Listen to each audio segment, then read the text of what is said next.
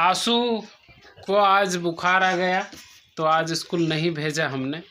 Soybean का भाव है वो 6,000 रुपये होना चाहिए, क्योंकि जितनी लागत होती है और उतना भी नहीं निकल पाता है। जैसे कि ये टोपली भी बोलते हैं इसे, ये डाल भी बोलते हैं, और इसको इंजेक्शन अभी नहीं लगाया लेकिन। नमस्कार दोस्तों, सुप्रभात। कैसे हैं आप सब? उम्मीद करते हैं आप सब अच्छे होंगे, स्वस्थ होंगे। आप अपना और अपने पूरे परिवार का ख्याल रख रहे होंगे। दोस्तों, आज बुधवार का दिन है और आंसू को आज बुखार आ गया तो आज स्कूल नहीं भेजा हमने, क्योंकि रात में बुखार था और अभी भी हल्का फुल्का बुखार है गोली खिलाने के बाद भी।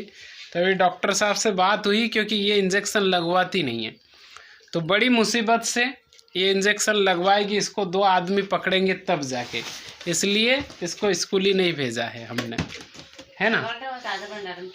और इसको बहुत सारा लालच भी दिया है मैंने, लेकिन उसके बाद भी ये डॉक्टर का नाम सुनते ही रोने लग जाती है ना।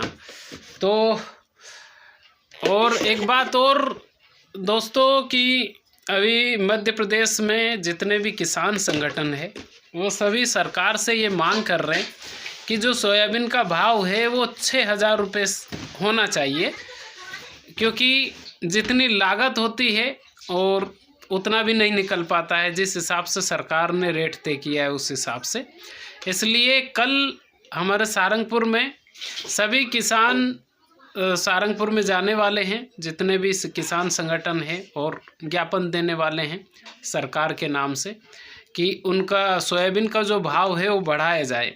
और बिल्कुल सच बात भी है, इतनी ज़्यादा मेहनत है और उसमें भी जो भाव आता है, जो क्योंकि उसमें कटी फटी सोयाबीन होती है और ये सब चीज़ें होती है, तो भाव 4,000 के आसपास ही रहता है। और जो 4,000 के आसपास, मान लीजिए आप 4500 4,000 के आसपास ही रहता है।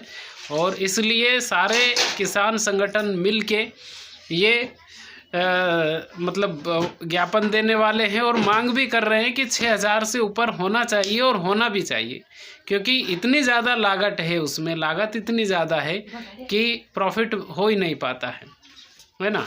क्योंकि किसी दिन में एक वीडियो में मैं आपको ये बताऊंगा कि कितनी ज़्यादा लागत हो जाती है, उसके बाद भी प्रॉफिट कितना होता है ना। तो दाढ़ी भी मैंने आज सुबह सुबह बना ली है और कटिंग अभी मैं जा रहा हूँ, तो कटिंग भी बनवा लेंगे। और एक, क्योंकि अभी हमारी जो बकरी है वो बच्चे देने वाली है, तो उसके लिए बच्चे के लिए एक व्यवस्था मुझे करनी है, क्योंकि बिल्ली वगैरह छोटे बच्चों को उठाकर ले जाती है, तो उनको ढकने के लिए एक डाल लेके आना है, तो उसको लेने के लिए मैं जा रहा हूँ, है ना।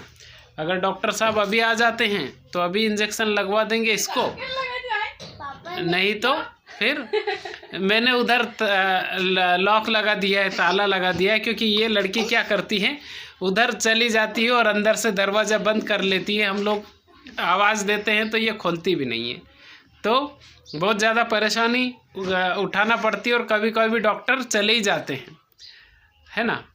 तो अभी जाता हूँ मैं, और वो जो पंप है उसको भी मुझे उनको दे के आना है ना। तो पंप दे के आता हूँ, डाल लेके आता हूँ, है ना।